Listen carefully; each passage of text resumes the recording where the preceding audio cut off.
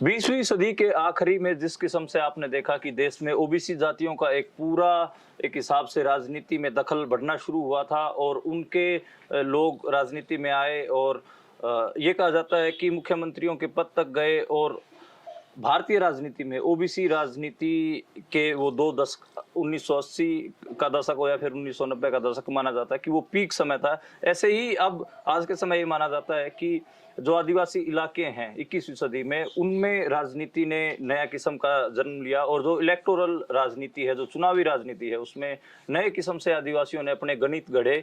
उसी गणित को समझने के लिए हम राजस्थान में हैं और राजस्थान में ट्राइबल बेल्ट में हैं हम। और ट्राइबल बेल्ट जो डूंगरपुर बांसवाड़ा इलाका है उसमें पड़ती है और उसके अलावा आसपास के कई जिले भी उसमें ट्राइबल पॉपुलेशन है और यहाँ पर ज़्यादातर भील जो जनजाति है उसके लोग ज़्यादा हैं और इन्हीं की ही एक पार्टी है भारतीय आदिवासी पार्टी। उन्हीं के ही कैंडिडेट डूंगरपुर से भाई कांति रोत हमारे साथ हैं और इनसे हम बात करेंगे कि जो आदिवासी राजनीति का जो ये नया गणित गढ़ रहे हैं इसकी शुरुआत कैसे हुई और अभी इनके यहाँ पर क्या मुद्दे हैं। सर नमस्कार, स्वागत है आपका।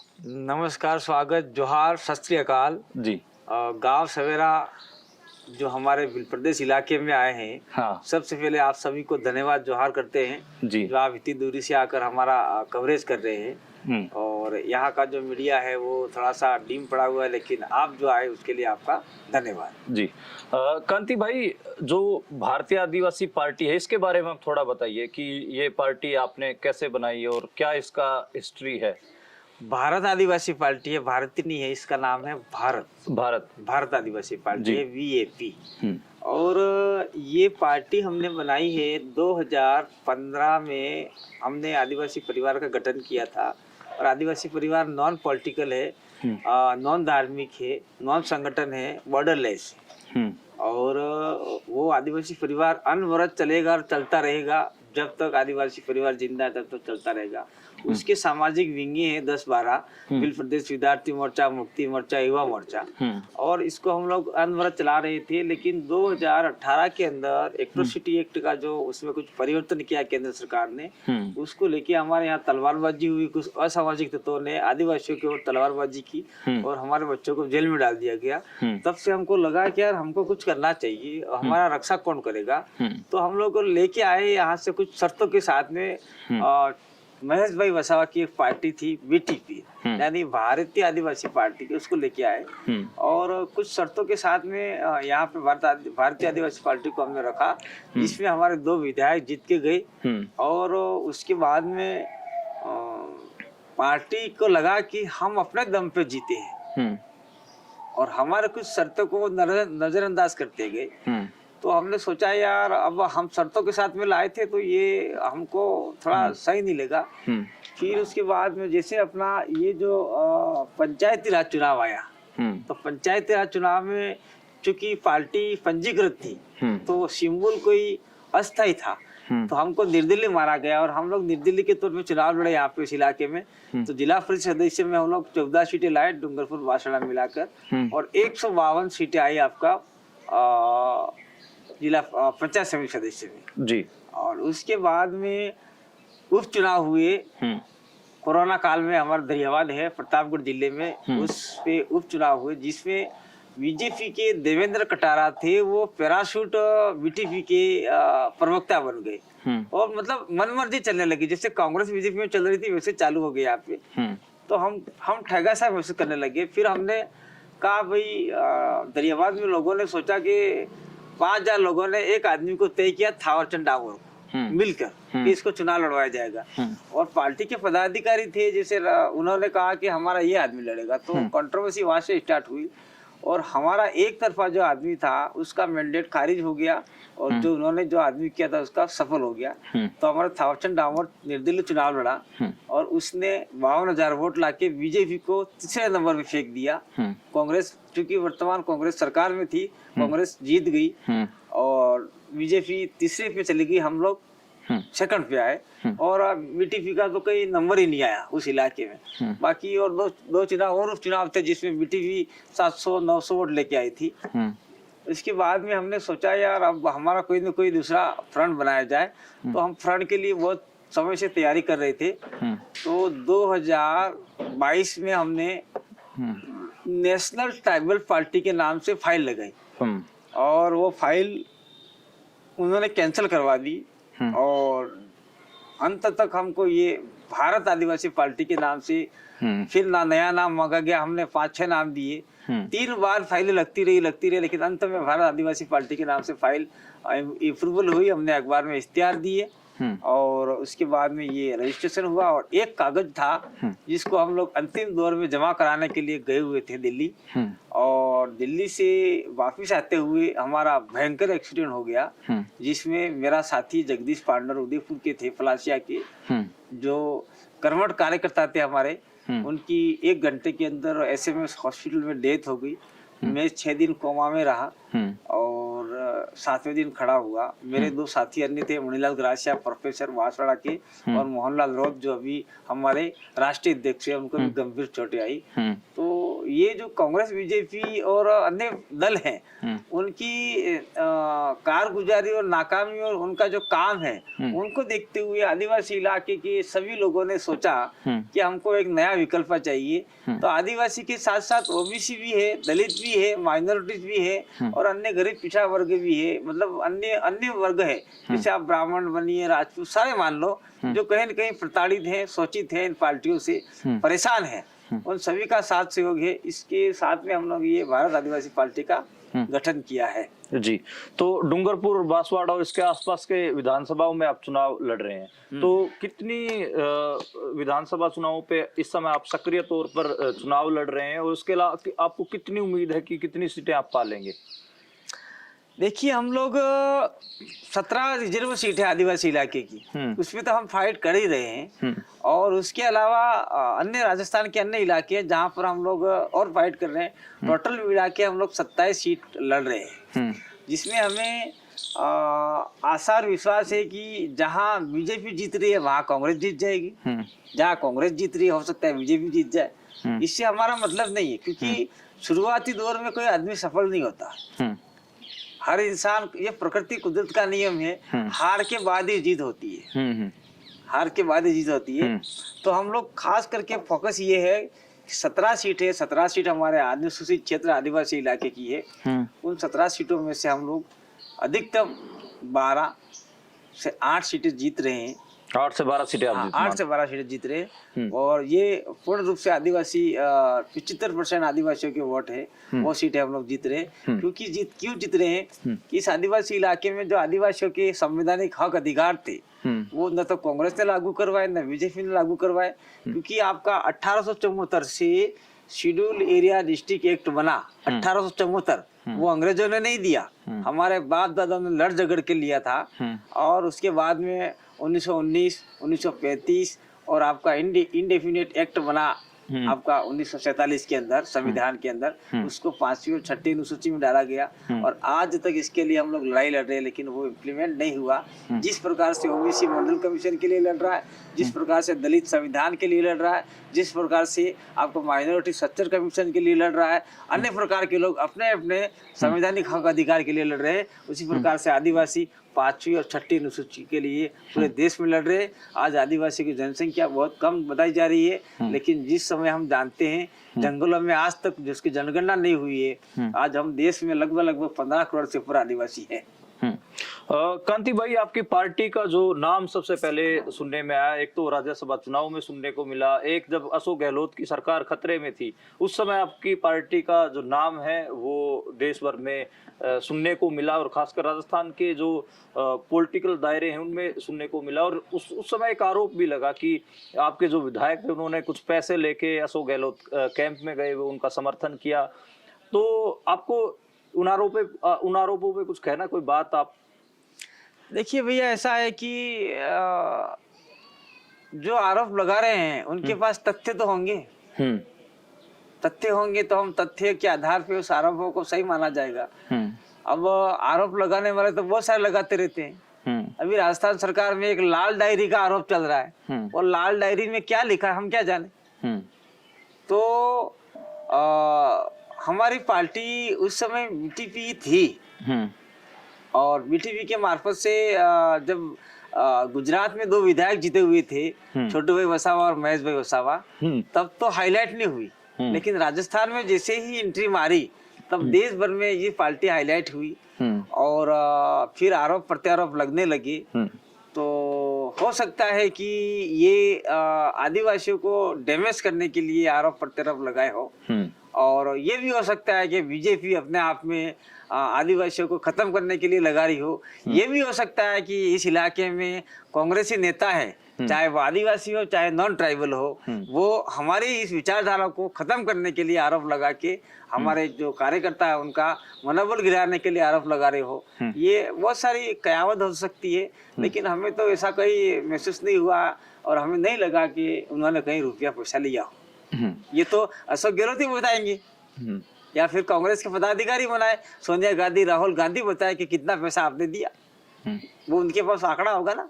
ये सब फर्जी बातें, इसको हम नहीं मानते। जैसे अलग अलग पार्टियों के अलग अलग मुद्दे होते हैं। कांग्रेस अपनी 7 गारंटियां बनवा रही है, तो बीजेपी कांग्रेस की नालायकियां गिनवाते हुए अपना एक घोषणा पत्र कल उन्होंने जारी किया है, और इसके अलावा वो एक कम्युनलाइजेशन का भी प्रयास कर रहे हैं जिसमें कांग्रेस के ऊपर कई किस्म के आरोप लगा रहे हैं। इस तरह से भारत आदिवासी पार्टी है आपकी, उनके क्या मेन मुद्दे हैं जिनको लेकर आप गांव-गांव जा रहे हैं और आपको लग रहा है कि ये हमारे 5 या घोषणा पत्र कह लीजिए 5-6 मुद्दे हमारे मेन ये हैं और इस पे हमें वोट मिलेगा?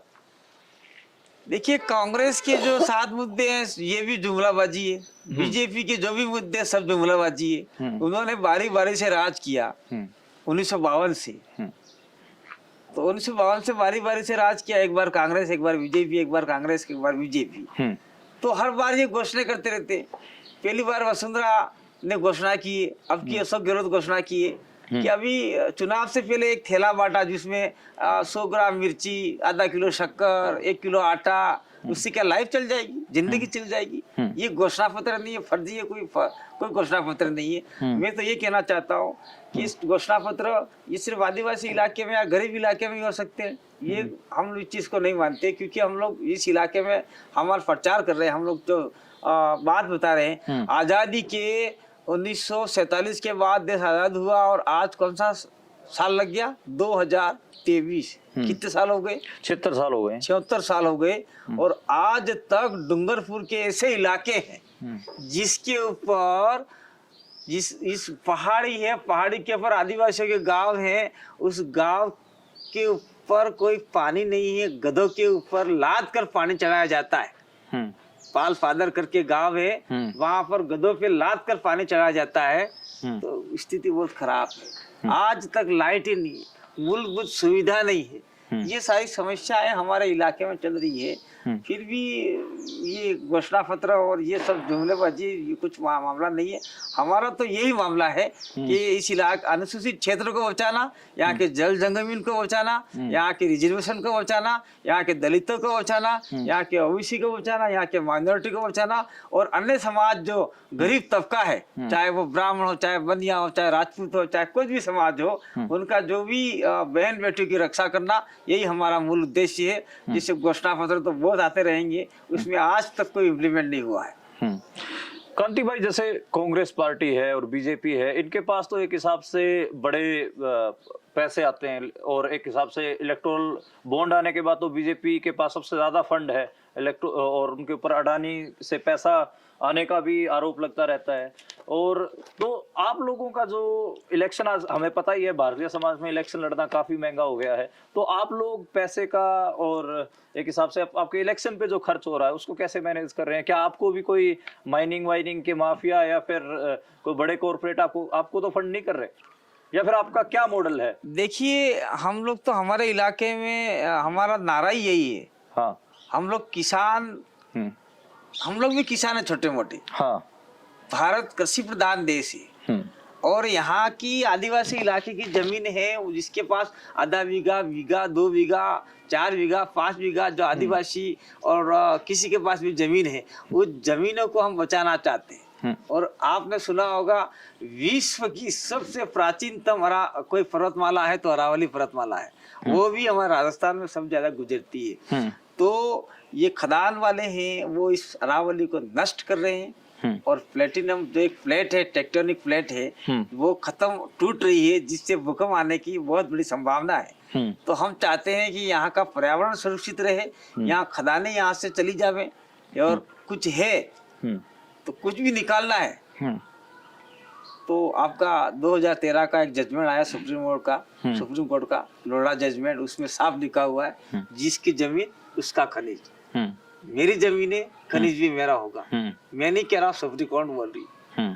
तो यहाँ पे जो लोग माइनिंग से या फिर उद्योगपति से पैसा लेके चुनाव लड़ रहे हैं, वो तो हमारे को देने वाले भी नहीं है। ये हम लोग उनके सख्त विरोधी हैं। पर्यावरण को बचाना चाहते हैं। पर्यावरण बचेगा तो मानव समुदाय बचेगा, मानव समुदाय बचेगा तो समस्त प्राणी जगत बचेगा। तो हमारा तो यही ध्येय है। और कांग्रेस बीजेपी को अच्छे लोग फंड करते हैं, हमको कोई फंडिंग नहीं करेगा। हमारा तो मुख्य मोटो यही है कि आपका बूथ है, आप गांव में 1-1 रुपया चंदा करके बूथ मैनेजमेंट कीजिए और प्रचार कीजिए। मैं खुद चुनाव में खड़ा हुआ हूँ, तो मुझे किसी से फंड नहीं मिला है, न अभी तक मैंने किसी से फंड मांगा है। छोटा मोटा मेरे मित्रों ने, दोस्तों ने 100-100 रुपया, 10-10 रुपया, 1-1 रुपया करके चंदा दिया है, जिससे मेरी कुछ छोटी मोटी प्रचार सामग्री बनी है। ठीक उसी प्रकार से हम 17 विधानसभा सीट है, उसमें इसी प्रकार से ही लड़ रहे हैं। कांग्रेस बीजेपी मोटे तौर पे पैसा लगाती है और वही पैसा फिर उसी जनता से वसूलती है कि जिस जनता को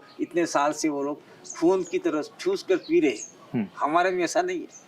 अच्छा कांति भाई, जो आपने अरावली का जिक्र किया, तो आपका जो ये अरावली का इलाका है, डूंगरपुर बांसवाड़ा का जो इलाका है, इसके बारे में आप थोड़ा बताइए कि किस किस्म की यहाँ पर लोग रहते हैं, संस्कृति क्या है और क्या इतिहास आप लोगों से जुड़ा हुआ है?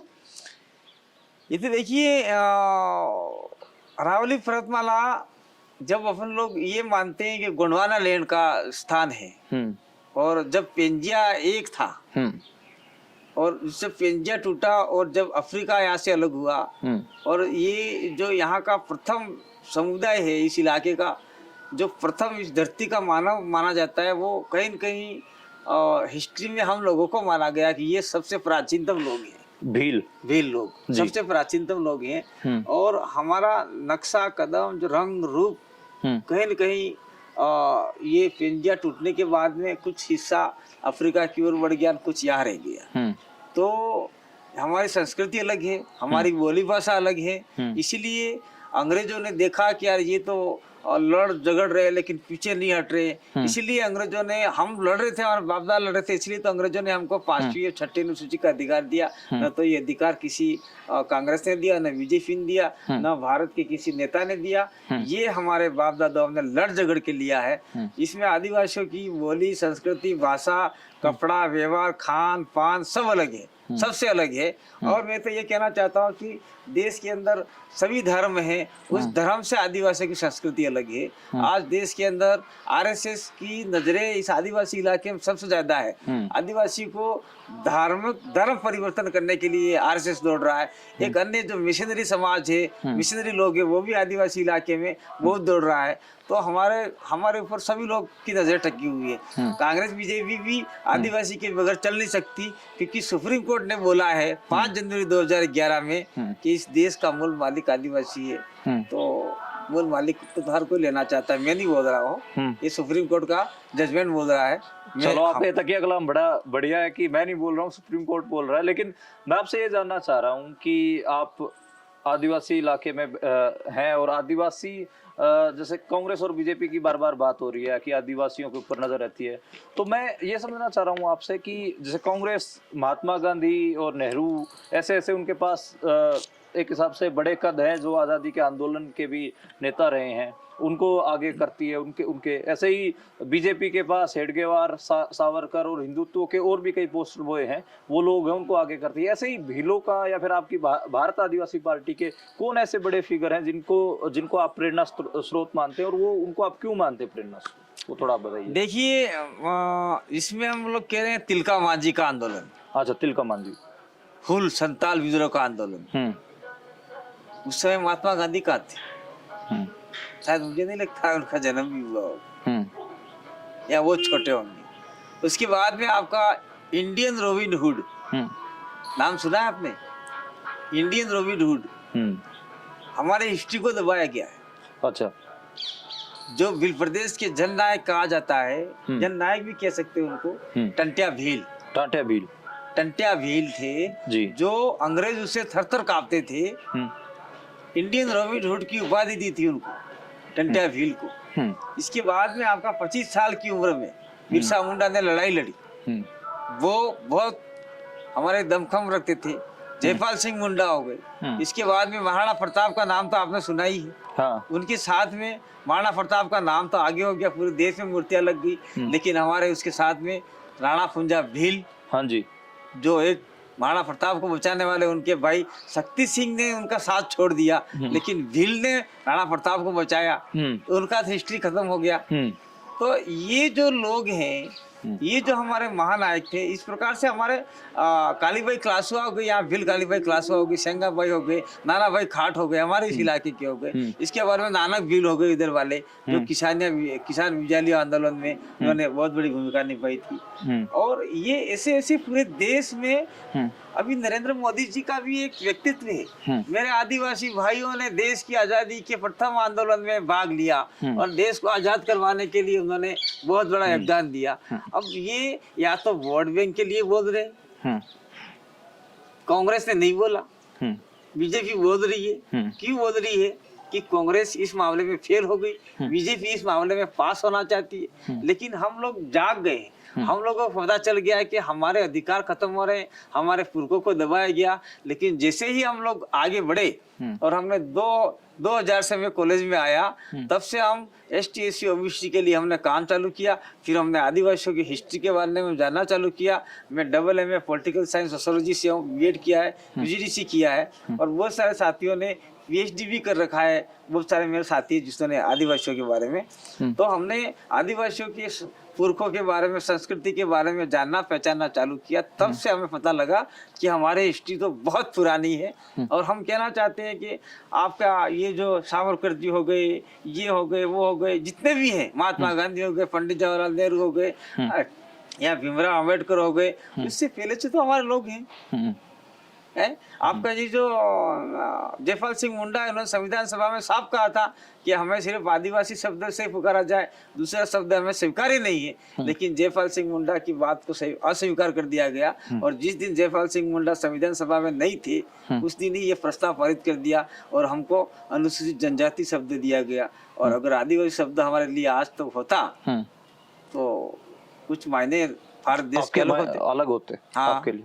अच्छा कांति भाई, ये तो आपके एक हिसाब से आपने हिस्ट्री भी आपने बताया, इसके अलावा आपने अपने जो पुरखे थे जो उनका भी आपने बखान किया। लेकिन अब 21वीं सदी, इसमें नई किस्म की चुनौतियां हैं। आप देख रहे हैं कि अलग किस्म से इंडस्ट्रियलाइजेशन भी बढ़ रहा है। आपके एरिया से भी DMIC Delhi Mumbai industrial corridor बन रहा है, उसके लिए भी बड़े हाईवे बनेंगे, रेल की लाइनें बिछेंगी, और भी कई चीजें होंगी। और एक हिसाब से जो 20वीं सदी की राजनीति रही, उसमें कुछ शब्द भी जात हुए, इंपीरियलिज्म के ऊपर बड़ी चर्चा हुई, और भारत ने भी कहीं ना कहीं उस उपनिवेश आंदोलन में बढ़ चढ़ कर हिस्सा लिया और अपने आप को आज़ाद करवाया ब्रिटिश उपनिवेशवाद से। और अभी जो नए 21वीं सदी में बात होती है बहुत अलग किस्म से, कि एक अलग किस्म का उपनिवेशवाद भी फैल रहा है, जो ट्रांसनेशनल कंपनियों, जो बड़ी बड़ी मल्टीनेशनल कंपनियां हैं, उनके थ्रू आ रहा है, जिसको पूंजी का उपनिवेशवाद बोलते हैं, पूंजीवाद का। और भारत की यूनिवर्सिटियों में भी जब बात होती है तो आदिवासियों के बारे में सुनते तो ये 3 चीजें सुनने को मिलती है: जल, जंगल, जमीन। तो जो पूंजीवाद का उपनिवेशवाद है, उससे आप जैसे जो नौजवान आदिवासी कार्यकर्ता है, राजनीतिक कार्यकर्ता है, वो अपने जल, जंगल, जमीन को कैसे बचाएंगे? आपका क्या राजनीतिक एक हिसाब से लड़ाई रहेगी उससे? देखिए, उपनिवेशवाद तो हम तो आज से नहीं मान रहे। ये उपनिवेशवाद अंग्रेज गए, उस समय छोड़ के गए। इसी डूंगरपुर आप बैठे हैं, ये भी आज की तारीख में उपनिवेशवाद है। अच्छा, कैसे है जी? ये 5वीं अनुसूची का इलाका है, जिसमें 100% मालिक का हक अधिकार है वो आदिवासियों के पास में। जिस जमीन पे अपन बैठे हैं, ये जमीन आदिवासी की है। ये तो ठीक है, हमारे सिस्टर की जमीन है, और ये पूरा डूंगरपुर शहर है, वो सारी जमीन आदिवासियों की थी। और आज की तारीख में आज यहाँ नगर पालिका, नगर परिषद बन गई है। तो नगर परिषद बनने के बाद में यहाँ के कानून सारे अलग हो गए। तो कानून सारे अलग हो गए। तो ये कानून आदिवासी के मूल अधिकार से हट के हो गए। तो हट के हो जाने के बाद में यहाँ जो मूल संविधान था वो तो हट गया। तो एक प्रकार का जो उपनिवेशवाद है वही है, ताकि यहाँ शाम होते ही आदिवासियों को इस इलाके पुलिस लग जाती है, आदिवासी एंट्री मारते हैं, चालान काटते, वो काटते, कहाँ जा रहे हो, वो जा रहे हो, सारा जो जैसे अंग्रेजों के जमाने में चल रहा था वही चल रहा है। तो हम चाहते हैं कि उपनिवेशवाद जैसे तरीके हैं उसमें जैसे पूंजीपतिवाद जैसे बढ़ रहा है और आपके डीएमआईसी वगैरह जो निकल रहे हैं और उसके लिए भी हम लोग आंदोलन कर रहे हैं। और हम चाहते हैं कि ये जो मामला है वो आदिवासी इलाकों में क्यों हो, दूसरे इलाकों से नहीं जा सकता है क्या? ये जहाँ से निकलेगा, जैसे कोई किसान के लोग ही, किसान लोग चाहे यहाँ नहीं, चाहे पंजाब हो, चाहे हरियाणा हो, चाहे गंगानगर हो, चाहे आपका किसान की जहाँ भी जमीन होगी वहां से ही लंबे लंबे चौड़े रोड निकलेंगे, वहां पे उद्योग फैक्ट्रियां लगेगी और जैसे कुछ लोग होंगे या फिर वहां पे नहीं लगेगा। तो हम चाहते हैं कि हम इन लोगों की रक्षा कैसे कर पाए। तो हमारे पास इस इलाके को बचाने के लिए संविधान की 5वीं अनुसूची है जिसमें साफ लिखा गया है कि यहाँ की परंपरागत ग्राम सभा ही सर्वोपरि होगी। संविधान का कोई कानून 5वीं अनुसूची के रहते हुए लागू नहीं हो सकता। जैसे आपको बता दें कि आर्टिकल 13(3) क के तहत सब कानून गौण हो जाते हैं। जो मध्य भारत है उसमें तो पत्थलगड़ी जैसे आंदोलन देखने को मिले 2018 में या 2018 से पहले भी।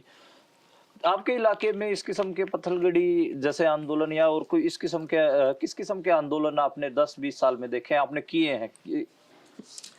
ये जो देखिए पत्थलगड़ी का आंदोलन का एक प्रकार का प्रोपेगेंडा चला गया था। पत्थलगड़ी आंदोलन नहीं है। पत्थलगड़ी के अंदर लिखा हुआ है भारत के संविधान में क्या क्या आदिवासियों के लिए और अनुसूचित क्षेत्र के लिए प्रावधान बनाए गए हैं। क्योंकि हमारे लोग उस समय अनपढ़ थे तो हम लोगों ने गीत में गाकर हमारे लोगों को सुनाया था। आज कुछ लोग पढ़ गए, पढ़ लिख जाने के बाद में पर संस्कृति ग्रहण होने लगा, दूसरे की संस्कृति को पहचानने लगे और अपनी मूल भावना को खोते नजर ला गए। तो हमारे लोगों ने उसको पत्थर पे उल्लेखित कर दिया और उसमें पत्थलगड़ी नहीं है, उसमें अशोक स्थल लिखा हुआ है, उसमें लिखा है भारत का संविधान 5वीं अनुसूची के प्रावधान लिखा हुआ है। मैंने भी पत्थलगड़ी के इलाके का दौरा किया, मैंने लिखा, मैंने देखा वहां पे जाके साफ जो हम बोल रहे वही लिखा है। तो यहाँ पे इस इलाके में कुछ एनजीओज हैं वो आपका शिलालेख बोलते हैं, उस इलाके में पत्थलगड़ी बोलते हैं, यहाँ शिलालेख बोलते हैं। तो काम तो यहाँ हो रहे हैं और हमने जो काम कर रहे थे ऐसे आदिवासियों को बचाने के लिए उनका साथ सपोर्ट दिया निश्चित रूप से। और अभी 2015 से हम लोग मौखिक रूप से बहुत बढ़िया काम कर रहे हैं। 2005 से मेरे कॉलेज हो गया आपका 2001 के अंदर और 2005 में हमने आंदोलन लड़ा इस इलाके की पीएमटी जो आपका मेडिकल का एग्जाम होता है उसके लिए। तो 5.5% करवाया जिसमें अधिकतम डॉक्टर हमारे आदिवासी वर्ग के लगे हैं। इसके बाद में हमने आंदोलन लड़ा बीएड की सीटें बढ़ाने के लिए। इसके बाद में हमने आंदोलन लड़ा टेट होता है पात्र शिक्षक पात्रता के लिए और बहुत सारे आंदोलन हमने लड़े हैं 5वीं अनुसूची को प्रावधान को लागू करवाने के लिए। तो हम लोग इस प्रकार से काम कर रहे हैं, उसमें कोई प्रॉब्लम जैसी बात नहीं आ रही है और हमारा जितना हो सके हम लोग लोगों की सहायता ले रहे हैं और दूसरे लोगों को भी सहायता लेके हम लोग काम कर रहे हैं। कांति भाई एक बात और बताइए कि बहुत सारी परियोजनाएं केंद्र की भी और राज्य सरकार की भी यहाँ तक पहुँच रही हैं, तो क्या आप उन सारी परियोजनाओं से खुश हैं या फिर उनके खिलाफ कोई विरोध भी है या किस किस्म की परियोजनाओं की आप मांग कर रहे हैं इस इलाके के लिए? देखिए सबसे बड़ा विरोध हमारा है बांसवाड़ा के अंदर परमाणु बिजली घर बन रहा है, उसका हमारा सबसे बड़ा विरोध है। क्योंकि विश्व के अंदर जितने भी विकसित देश है उसमें ये जो परमाणु बिजली घर है उसका विरोध हो रहा है। क्योंकि उसका विरोध इसलिए हो रहा है कि वहाँ पे जो पानी है उस पानी में से ऐसे केमिकल नीचे जाएंगे और वो पानी फिर रीच के 200 किलोमीटर तक जाएगा। तो वहाँ पे जो बच्चे पैदा होंगे वो लूले लंगड़े पैदा होंगे और आने वाली पीढ़ी नस्ल खराब हो जाएगी। इसलिए हमारा ये परमाणु बिजली घर का पुरजोर विरोध है, पुरजोर विरोध करते हैं हम इस चीज का और इसमें लिए हमारे लोगों ने बहुत विरोध किया है। फिर भी सरकार ने वहाँ की ग्राम सभाओं को पूछे बिना ही काम कर दिया है। दूसरी बात हम बताना चाहते हैं कि यहाँ पे हम लोग डिमांड कर रहे हैं कि कुछ छोटी मोटी फैक्ट्रियाँ बने जो आदिवासियों को विस्थापित नहीं करे, आदिवासियों की जमीनों के साथ खिलवाड़ नहीं करे, ऐसी फैक्ट्रियाँ बने जिससे हमारे को रोजगार मिलता है। क्योंकि हमारे लोग कोई बॉम्बे जा रहा है, कोई अहमदाबाद जा रहा है, कोई इंदौर जा रहा है, तो यहाँ से विस्थापित हो रहे हैं। और साथ साथ में हम लोग कहना चाहते हैं कि यहाँ पर हम लोग किसी छोटी मोटी आवाज को उठाते हैं और बिल प्रदेश जैसे मुद्दे को उठाते हैं तो ये हमको नक्सलवादी जैसे शब्दों से नवाजते हैं ये लोग, कांग्रेस बीजेपी के लोग। और हम आपको ये भी बात बीच में कहना भूल गए कि हमने 2000 अभी पिछले चुनाव जो पंचायती राज चुनाव हुए थे उस चुनाव में हमने फाइट किया था और हमारे 27 जिला परिषद सदस्य है, जिला परिषद, जिसमें से 13 जिला परिषद सदस्य हमारे निर्दलीय निकले थे और 8 कांग्रेस के निकले और 8 बीजेपी के, 6 कांग्रेस के, जिसमें से ये रात भर में दोनों राष्ट्रीय पार्टियां एक हो गई। तो मतलब आदिवासी कैंडिडेट्स को हराने के लिए बीजेपी और कांग्रेस एक हो गई, दोनों एक हो गई, रात भर में दोनों एक हो गई। और हमारा जिला प्रमुख बनने वाला था उसको रोका गया और बीजेपी का तो उप जिला प्रमुख बन गया, कांग्रेस का उप जिला प्रमुख बन गया। और इस इलाके में जितने भी प्रधानी हैं वो प्रधानी की सीटें भी आपसी दोनों ने बांट लिया। तो अगर अब आपका जो चुनाव है विधानसभा का 2023 का, अब इन्होंने अपनी समझदारी से लड़ लिया, फिर तो आपकी पार्टी हार जाएगी। अगर कांग्रेस ये बोले कि एक सीट पे आप मदद कर दीजिए, दूसरी सीट पे बीजेपी बोलेगी कि हम आपकी मदद कर देते हैं, तो आपस में उन दोनों ने इसी समझदारी से चुनाव लड़ दिया। तो आप जो आदिवासी इलाकों में कह रहे थे कि आप 8 से 12 सीटें आएंगी, तो ऐसा तो आप हार जाओगे। ऐसा नहीं है, लोगों को समझ में आ गया ना। अच्छा, ये अंडरग्राउंड मिले, इससे मिलने के बाद में हमारा तो फायदा हो गया क्योंकि लोगों को समझ में आ गया कि ये तो दोनों एक ही है, चोर चोर मौसरे भाई है।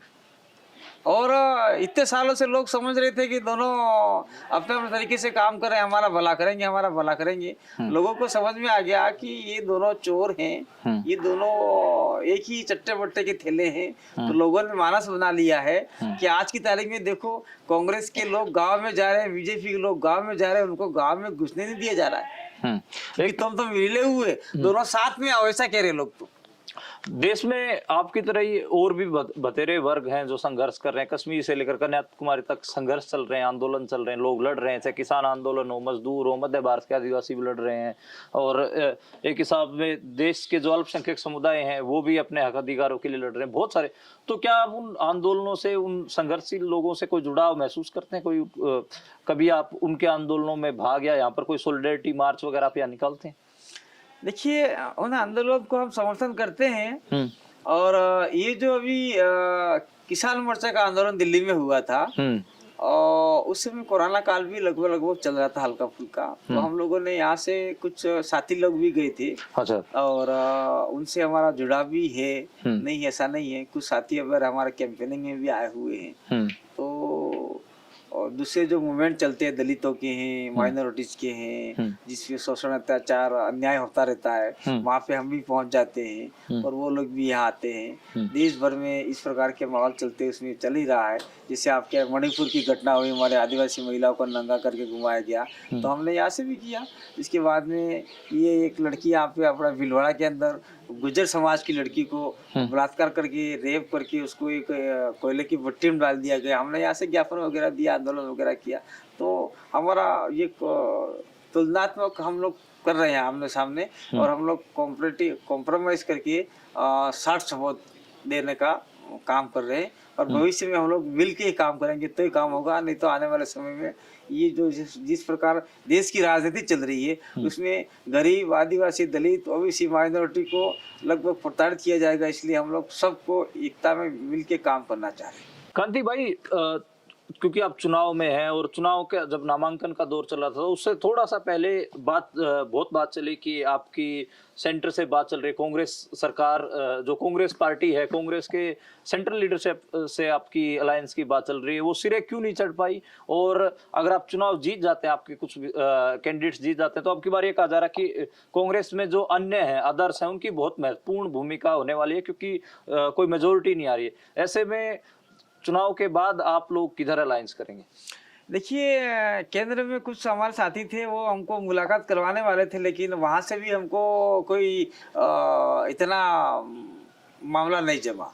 अच्छा। और हम चाहते थे कि ये जो देश में धार्मिक राजनीति आगे बढ़ रही है, आरएसएस जो आगे बढ़ रहा है जिस प्रकार से, तो हम चाहते थे कि हम मिलकर चुनाव लड़े, लेकिन कांग्रेस के जो आला अधिकारी थे वो हमसे मिलना नहीं चाहते थे। दूसरा हम ये देख रहे हैं कि आपका राजस्थान के अंदर सचिन पायलट और अशोक गहलोत की लड़ाई में कांग्रेस डूबती नजर आ रही है, ऐसा लग रहा है मुझे।